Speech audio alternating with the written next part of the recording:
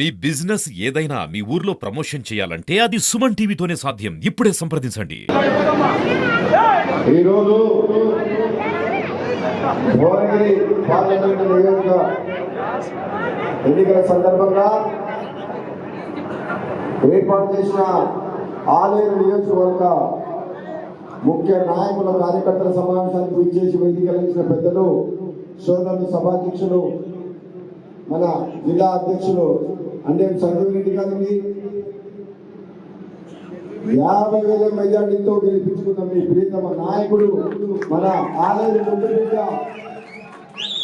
గారికి మన ముందుకు మీకోసం వస్తున్నా, నేనున్నాను అని పార్లమెంట్ మీ ఆశీస్సులతో అడుగు పెట్టేందుకు వస్తున్న తమ్ముడు చామల కిరణ్ కుమార్ రెడ్డి గారికి, వేదికను అలంకరించిన పెద్దలందరికీ పేరు పేరున చాలా మంది ఉన్నారు కాబట్టి ఏమనుకోవద్దు. ప్రతి ఒక్కరికి మీ అందరికీ కూడా నా హృదయపూర్వక నమస్కారాలు. నేను మొట్టమొదటి రాజకీయాలకు వచ్చినప్పుడు యాదగిరి లక్ష్మీనరసింహస్వామి ఆశీస్సులు తీసుకొని 2008 సెప్టెంబర్ 15 నాడు భువనగిరి పార్లమెంట్ గా ఎంపీగా వస్తా అన్న రోజు ఇదే పద్ధతిలో ఆలయం నియోజక ప్రజలు ఆదరించినాను.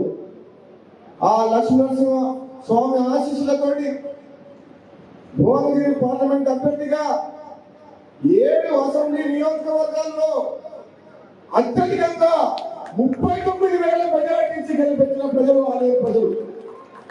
మీ అందరు కూడా జన్మలకు రుణపడుగా నాకు వచ్చిన 1,40,000 మెజారిటీలో 39,000 మెజార్టీ ఆలయ నియోజకవర్గం ఇచ్చింది.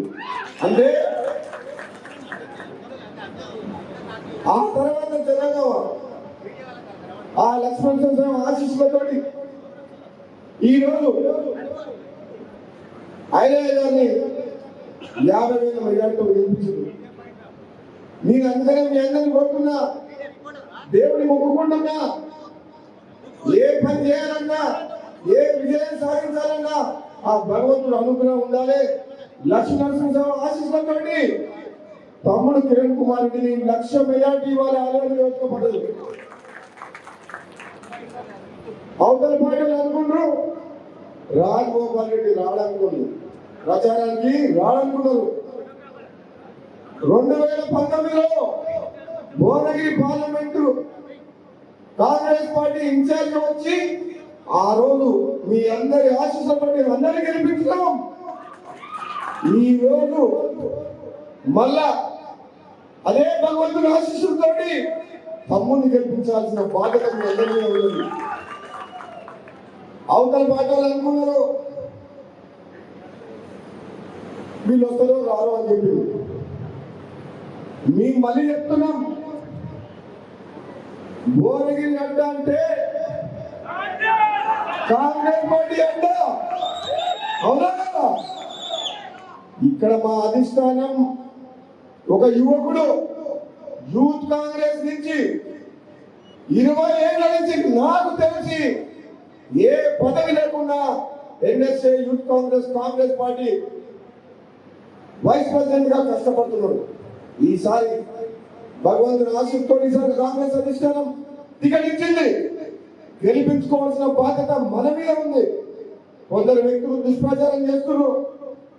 కోమన్ రెడ్డి కుటుంబానికి టికెట్ రాలేదని చెప్పి కోమన్ రెడ్డి రాజగోపాల్ రెడ్డి నా భార్యకు టికెట్ ఇక్కడ అడగలేదు, టికెట్ కోసం అప్లై చేసుకోలేదు. కేవలం కోమన్ రెడ్డి సోదరులు చేసిన సేవను దృష్టి పెట్టుకొని ఇక్కడ ప్రజలు కోరుతున్నారు. కానీ అధిష్టానం ఏం చెప్పింది? 2 అన్నదమ్ములు ఉన్నారు, మీ 2 అన్నదమ్ముల్లో నువ్వు ఇన్ఛార్జ్గా పనిచేసినావు కాబట్టి మీ విషయం ఇక్కడ అధిష్టానం కిరణ్ కుమార్ రెడ్డి మీ తమ్ముడిని గెలిపించుకోవాలని చెప్పింది. రాజకీయాల్లో అందరికీ అవకాశాలు రావాలి, మొత్తం నాకే కావాలి, మొత్తం కుటుంబంకే కావాలనేది కరెక్ట్ కాదు. ఎవరికి టికెట్ ఇచ్చినా ఒక క్రమశిక్షణ గల కాంగ్రెస్ పార్టీ కార్యకర్తగా మన అందరం గెలిపించుకోవాల్సిన బాధ్యత మన అందరి మీద ఉన్నది. మీకు చెప్తున్నా, ఈ నత్తి మాట్లాడుకుంటా నక్కలా వస్తున్న బుర్రలపై నమ్మొద్దు. ఆయన మాట్లాడితే అర్థమవుతుందా?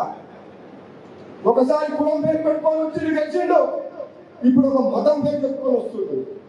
కులం మతం పనిచేయదు. భువనగిరిలో ఆలయంలో మానవత్వం ఉన్న మనుషులు పేదల కోసం పనిచేసే వాళ్ళకే వదిలేస్తారు జనం. అవునా కదా? మానవత్వం. మన కులం లేదు, పేదోళ్ళే మన కులం, కష్టాలు ఉన్నోళ్ళే మన కులం. కులం పేరు చెప్పుకొని, చెట్టు పేరు చెప్పుకొని కాయడం అది మంచిది కాదు. నీకు గుణం ఉండాలి, అయ్యో అనే గుణం ఉండాలి, పాపం అనే గుణం ఉండాలి, ప్రజల్లో పోవాలి. అవసరమైతే ప్రభుత్వ పరంగా కాదు, వ్యక్తిగతంగా నీ సొంత డబ్బైనా ఖర్చుపెట్టి కుటుంబాన్ని ఆదుకోవాలి, ప్రాణాలు కాపాడాలి. అది రాజకీయ నాయకుడి లక్ష్యం.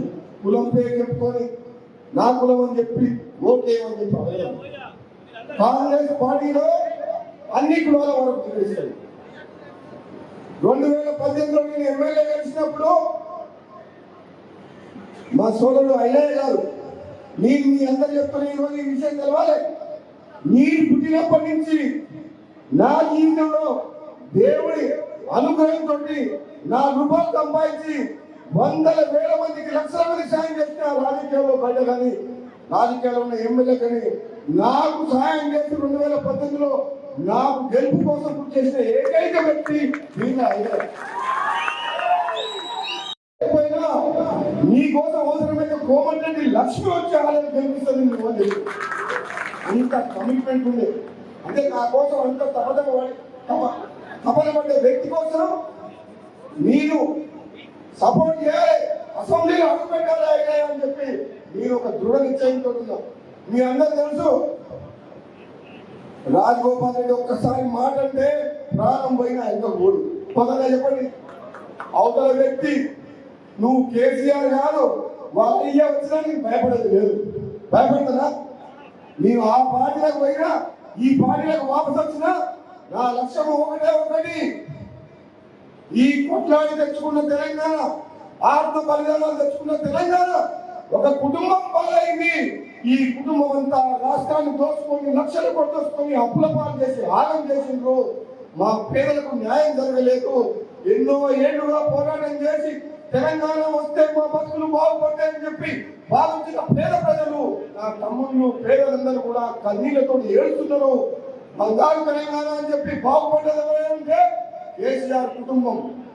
90 మంది ఎమ్మెల్యేలు ఉంటే 2018లో ప్రతిపక్షం లేకుండా మా 12 మంది ఎమ్మెల్యేలు తీసుకొని ప్రజాస్వామ్యం కూని చేసిన వ్యక్తికి బుద్ధి చెప్పాలి అని చెప్పి 2018లో నేను నిర్ణయం తీసుకున్నా. ఆనాటి నుంచి ఈనాటి వరకు అలుపెరగని పోరాటం చేస్తున్నా. ఈ పార్టీలో ఉన్నా ఆ పార్టీలో ఉన్నా ఎప్పుడు నిద్రపోకుండా కేసీఆర్ కుటుంబం నుంచి తెలంగాణ ప్రజలకు విముక్తి కలిగించాలన్న ఏకైక లక్ష్యంతో పనిచేసిన వ్యక్తులు. మీరు కళ్ళారా చూసిండ్రా? నన్ను ఓడగొడతాను నువ్వు ఎంతమంది ఎమ్మెల్యేలు వచ్చిండ్రు? ఎంతమంది వచ్చిండ్రు? ఈ దొంగిలి సింగ భార్య భర్తలు కూడా వచ్చిండ్రు. రాలే? ఇప్పుడు 700 అందరికి రిటర్న్ గిఫ్ట్ ఇచ్చిన మళ్ళా రిటర్న్ గిఫ్ట్ ఇచ్చిందా లేదా? 100 మంది వస్తే 65 మంది గెలవలేదు. మళ్ళా 65 మంది గెలవలే. వాళ్ళకి నా పాప తగ్గిందా లేదా? నేను కేసీఆర్ మీద యుద్ధం చేస్తున్నా. నేను టీఆర్ఎస్ పార్టీ పోయినా, నేను పార్టీ మారింది ఈ ప్రభుత్వానికి వ్యతిరేకంగా ప్రజల పక్షాన పోరాటం చేసినా కానీ అందరు ఎమ్మెల్యేలు 12 మంది ఎమ్మెల్యేలు అమలు నేను పోయినా. నా పోరాటం ఒకటే, తెలంగాణలో ప్రజాస్వామ్యాన్ని కాపాడాలి, తెచ్చుకున్న తెలంగాణలో పేదల బతుకులు బాగుపడాలి, ప్రజాస్వామ్యాన్ని బతికించాలి. గాడిన పడుతుంది. కేసీఆర్ 10 ఏళ్ళు మాయమాటలు చెప్పి పరిపాలించి శిప్ప చేతికిచ్చిపోయింది. అవునా కాదు? జీతాలు ఇవ్వలేని పరిస్థితి, మిగులు బడ్జెట్, పక్క రాష్ట్రాలకు అప్పులు ఇచ్చారా ఉన్న పరిస్థితిలో ఉన్న రాష్ట్రాన్ని అప్పుల పాలు చేసింది. అవునా కాదు? చేసిందా లేదా? మీకు యాదగిరి గుట్ట కనబడుతుంది, కానీ పేదలకు ఇల్లు కట్టించిందా? పేదలకు ఇల్లు కట్టించిందా? ఉద్యోగాలు వచ్చినాయా? సెక్రటరీ కట్టిండు, యాదగిరి గుట్ట కట్టిండు. పేదల భక్తులు మాత్రం మారలేదు. ఆయన మాత్రం 1000 ఎకరాల భూమి అనుకొని గ్రామం చుట్టూ గట్ల బ్రహ్మాండమైన రోడ్డు వేసుకున్నాం కాదు. మన ఊళ్ళలో ఇల్లు వచ్చినాయా, ఉద్యోగాలు వచ్చినాయా, కొత్త పెన్షన్ ఇచ్చిందా, ఒక్క రేషన్ కార్డు ఇచ్చిందా? మరి ఎవరు బాగుపడ్డారు? ఈ రోజు కాంగ్రెస్ పార్టీ వచ్చింది, ప్రజాపాలన పేరు మీద 6 గ్యారెంటీల స్కీమ్ పెట్టింది, మహిళల కోసం పేదల కోసం ఎన్నో పథకాలు తీసుకొచ్చింది. ఈ ప్రభుత్వం 5 ఏళ్ల పాటు పేదలకు సేవ చేయాలంటే రాబోయే రోజుల్లో మన కాంగ్రెస్ పార్టీ పార్లమెంట్ అభ్యర్థిని పెద్ద మెజార్టీతో గెలిపించి చూపించాలి. గెలిపిస్తారా లేదా? ఒకసారి చేయడానికి గెలిపిస్తారా లేదా? 6 నియోజకవర్గంలో భువనగిరి పార్లమెంట్ లో మీ అందరికి చెప్తున్నా, చామల కిరణ్ కుమార్ రెడ్డికి అన్నిటికంటే ఎక్కువ మెజార్టీ ఇక్కడ తీసుకురావాలి. తీసుకొస్తారా లేదా? తీసుకొస్తారా లేదా? నేను చెప్తున్న సోదరులారా, ఈ రోజు మీకు అయ్యయ్య గారు కరోనా సమయంలో కూడా నేను ఎట్లా చేసిన మున్గోళ్ళ నాతో పాటు కూడా ఊరూరికి తిరిగి నిత్యావసర వస్తువులు ఇచ్చింది. అవునా కదా? మునుగోడు తర్వాత ఆలే తెలంగాణ మొత్తంలో ఆయనకు అప్పటి పదవి రాలే. ఒకనా వల్ల వీరిద్దరు యువకుల వెంట మీ అన్నదమ్ములు ఉంటే ఈ ఏరియాలో ఇంకో పార్టీ ఉంటుందా? ఉంటుందా? ఉంటుందా? ఎవరైనా బతికి పడ్డా ఉంటాడా? నిన్నమని కూడా పొంగనాలు కొడుతున్నారు, అది మాట్లాడుతుండ్రు. అరే కేసీఆరే నేను ఎండయి ఒక్కరి మా పాములు కూడా నువ్వే చేస్తావు ఆయన. కేసీఆర్ కథం దుకాణం బంద్. అవునా కదా? ఉండదు. ఇంకా బీఆర్ఎస్ పార్టీ ఉండదు. బ్రహ్మదేవుడికి వచ్చిన భూమి ఆకాశం ఒకటైనా బీఆర్ఎస్ పార్టీని ఉండనివ్వను. ఇది ఎప్పుడో శపథం చేసిన 100 మంది ఎమ్మెల్యేలు మునుగోడులో అప్రజాస్వామికంగా అధికార దుర్వినియోగంతో అహంకారంతో రాజగోపాల్ రెడ్డి ఎప్పుడైతే ఓడవచ్చిందో అప్పుడే నేను శపథం చేసిన, నిన్ను నీ పార్టీని పొందబెట్టే శపథం చేసిన అన్నట్టే మళ్ళా కాంగ్రెస్ పార్టీకి వచ్చినా పొందబెట్టిన పెట్టేవారా? నేను చెప్తున్న చదువులారా, రాబోయే 20 సంవత్సరాలు తమ్ముడు కిరణ్ కుమార్ రెడ్డి చెప్పినట్టు మీ ఉంటాం మీకు అండగా. ఏ కష్టం వచ్చినా కార్యకర్తకు మేము అండగా ఉంటాం. ఈ ఇద్దరు అన్నదమ్ముల ఇద్దరికి తోడుగా మేముంటాం. ఆపద వచ్చినా సాపద వచ్చినా ఏ ప్రాంతంలో ఎక్కడ ఉన్నా కష్టం ఉన్నా పేదల్లో ఉన్న ప్రతి ఒక్కరు కూడా ఈ పార్లమెంట్ ఎన్నికల తర్వాత మేము సహాయం చేస్తాం. రాత్రి మనం కష్టపడతాం, కడుపులో పెట్టుకొని కాపాడుకుంటాం. ఈ ప్రాంతాన్ని అభివృద్ధి చేస్తాం. ఈ ప్రాంతంలో సాగునీటి ప్రాజెక్టు కంప్లీట్ చేస్తాం. ప్రతి ఎకరాకు సాగునీరు తీసుకొచ్చే బాధ్యత మాది. మేమేసుకున్నప్పుడు కాదు, వాళ్ళలాగా కూలిపోయే ప్రాజెక్టు కట్టాం. ప్రజలకు వరకు వచ్చే రైతుల వరకు వచ్చే ప్రాజెక్టు కట్టి 6 నియోజకవర్గాన్ని సస్యశామలం చేసే వరకు నిద్రపోయేది లేదు. ఈ ప్రాంతం అంటే ప్రేమ ఉంది, అభిమానం ఉంది. కాబట్టి మళ్ళీ చెప్తున్నా, ఈ ప్రాంత ప్రజలందరూ కూడా కాంగ్రెస్ పార్టీ అభ్యర్థి చామల కిరణ్ కుమార్ రెడ్డి గారిని పెద్ద మెజార్టీతో గెలిపించుకోవాల్సిన అవసరం ఉంది.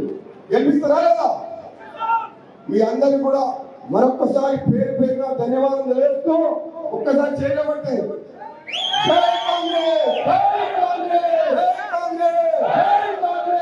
రాహుల్ గాంధీ గారి నాయకత్వం, రాహుల్ గాంధీ గారి నాయకత్వం. చెయ్యి అంటలేరు, అందరు ప్రతి ఒక్కరు చెయ్యి గుర్తుకే, చెయ్యి గుర్తుకే. Thank you.